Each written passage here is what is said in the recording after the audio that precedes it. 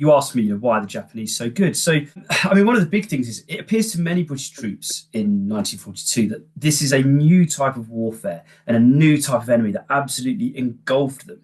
The Japanese were tough, they were frugal, they're determined. They're also, they're conditioned in a far more brutal way. They've also been fighting in China. These are experienced troops, and the Imperial Japanese Army as well in general. They are just simply better prepared, better equipped for this almost savage jungle-based warfare. The British, the Indian and Burmese soldiers that opposed them in sort of 41, 42, this is just another level that is beyond really their comprehension, I think. Isn't it quite extraordinary when you consider that the British and the Burmese troops are in a country with jungle and they hadn't prepared to fight in it?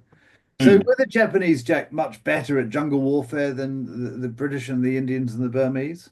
Well, I mean, sort of hinting at what you were saying there, I think there's a mindset issue as much as anything else. The Japanese approach to basic tactics and the approach to battle is much more intelligent than, say, the British, I think, who at the time, they seem like unprepared amateurs, realistically. It's almost as if the British have forgotten how to fight a modern, sophisticated enemy. It's that classic thing. I teach my A-level students a warfare through time course, and it's one of those patterns where the British fight a war and then they forget everything in the middle, and they cut all the costs and so on. And this is something that we still live with today. Let me just give you a specific example though to this particular one. So, Japanese tactics designed above all else to achieve shock and paralysis in their enemy.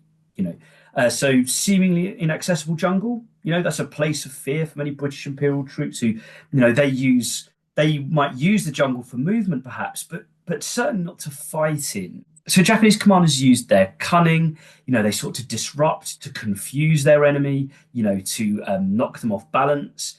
Roads and headquarters were therefore attacked. That would paralyze the British command and the control arrangements, overload commanders, too many decisions, too many things going on, too many confusing reports that come in, the confusion among the different soldiers when then almost like the bandwidth of those officers cannot, cope with the scale of what's happening. And especially considering these are under strength units as well. So they're not really prepared for this. Now, many troops actually fight well on an individual level. This is not a criticism of the ability of British, Indian, and Burmese soldiers, nor their commitment either.